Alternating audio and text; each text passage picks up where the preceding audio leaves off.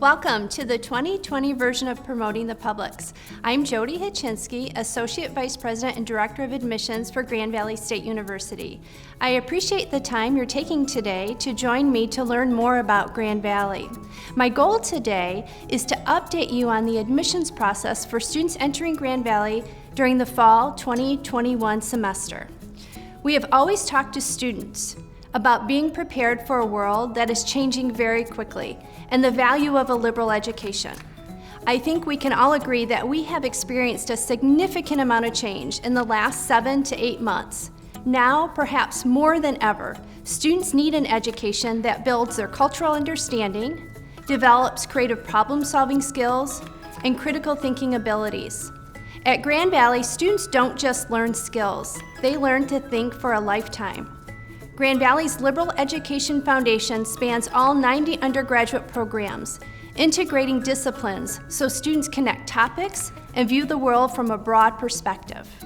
At the time of this recording, we did not have enrollment numbers or figures for the fall 2020 class. So at this time, I'm going to share information with you from students entering during the fall 19 semester.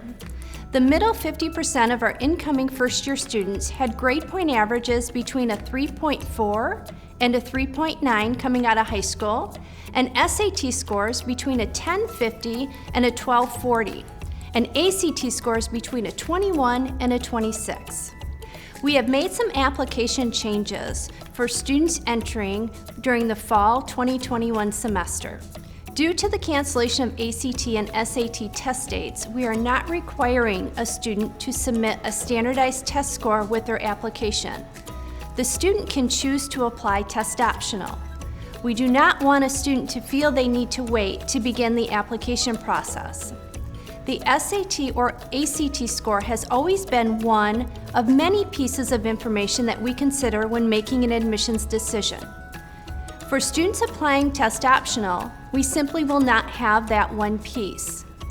As we have in the past, we will still review the academic credentials that the student provides with their high school transcript. We will consider their cumulative grade point average, but also look at the courses they have completed in high school. In addition, our application for admissions has 2 open-ended questions that we ask a student to complete. These 2 questions allow the student to tell us a little bit more about themselves and are very helpful when we go in to review the student's complete application file. Students must be admitted to the university by December 31 for merit scholarship consideration. We will, of course, continue to admit students after December 31, but they will not be considered for merit scholarships at that time. We do have a scholarship for students entering fall 21 that does not require a standardized test score for consideration. For example, students admitted by December 31 that have at least a cumulative grade point average of a 3.3 will be considered for the Laker Scholarship. This is a $2,000 scholarship that is renewable for up to 4 years of attendance. Our Promoting the Public's website does have a link to all of our scholarship detail so that you may reference it or share with students if you'd like to. The next scholarship that I'd like to talk about is the Award for Excellence Scholarship. This scholarship is awarded to students who have at least a 3.5 cumulative grade point average, have at least a 26 on the ACT, and have at least a 1240 on the SAT.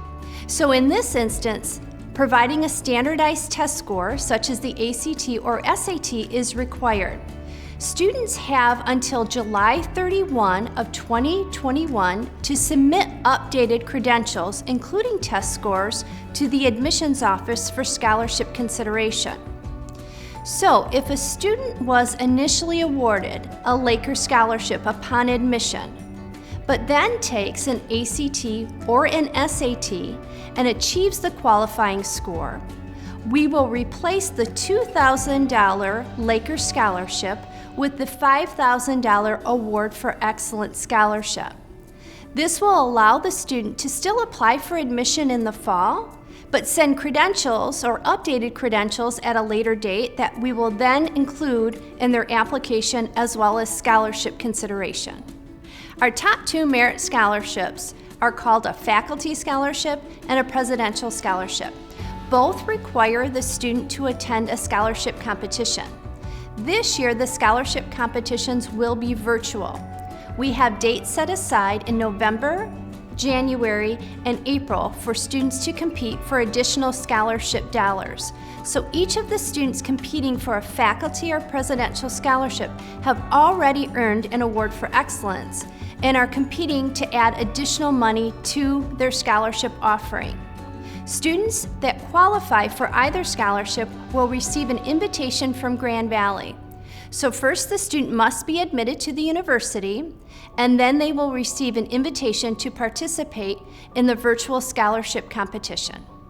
In addition to the merit scholarships that I just shared with you, the Financial Aid Office also hosts a website that provides additional scholarship opportunities for students. The portal is called My Scholarships. Once a student is admitted to the university, they receive the credentials to log on and create a profile. At that time, scholarships that they may be eligible for will show up for the student's consideration.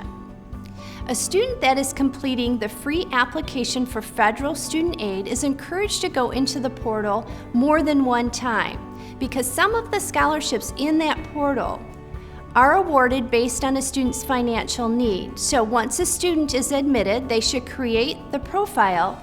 Once they have submitted the free application for federal student aid or the FAFSA, they should go back into the portal to make sure that they have completed the application process for any of the scholarships available. So for example, many, if not all of our donor-based scholarships are housed in this portal. So it really is worth the student's time to go in and complete that process.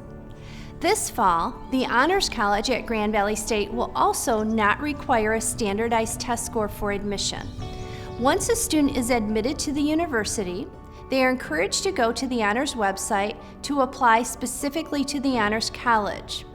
Students that have at least a cumulative grade point average of a 3.5 are encouraged to complete that process. However, all students or any student feeling that they would benefit from an Honors College experience are encouraged to go online and apply. Each application and supporting documents are reviewed by the director of the Honors College. The Honors College experience is a cohort experience where students select topics, not subjects that they study.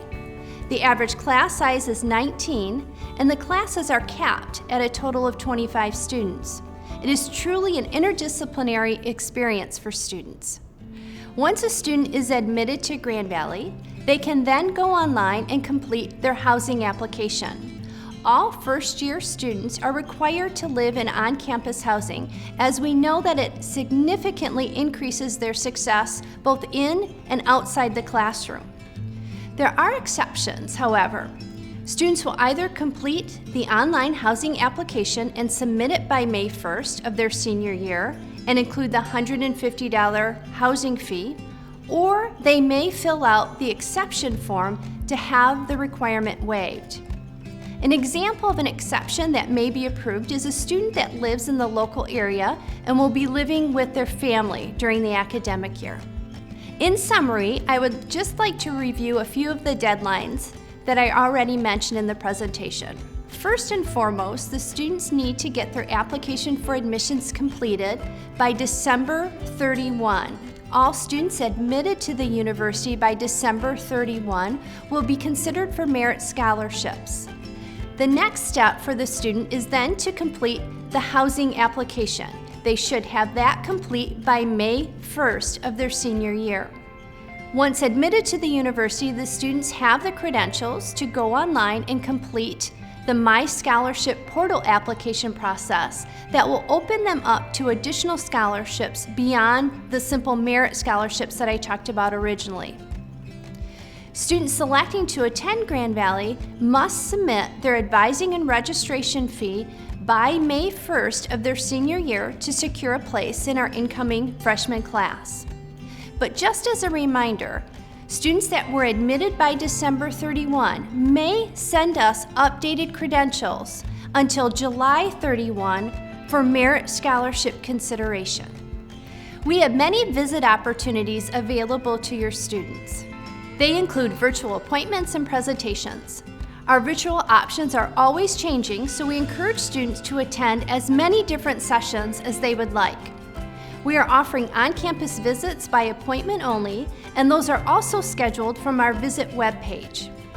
The admissions staff at Grand Valley would also enjoy scheduling a virtual high school visit with you and your students. If you would like to arrange a virtual high school visit with us, please email us at admissions@gvsu.edu, and we will be happy to get that scheduled. Thank you for taking the time to join me today for Promoting the Publics. Please don't hesitate to contact me directly at any time during this academic year if you or your students need any assistance. My email address is chycinsj@gvsu.edu. In addition to that, you may also email any documents or correspondence to the admissions email address as well. Please keep in touch over these next several months and let us know what we can do to support you.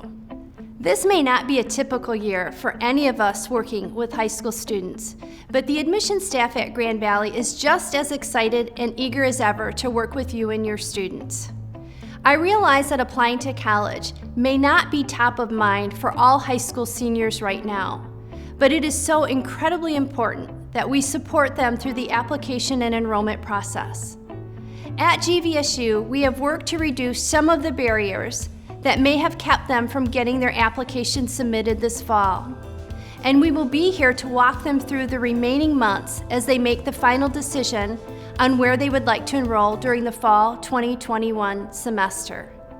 Thank you for joining me today, and thank you for supporting Promoting the Publics.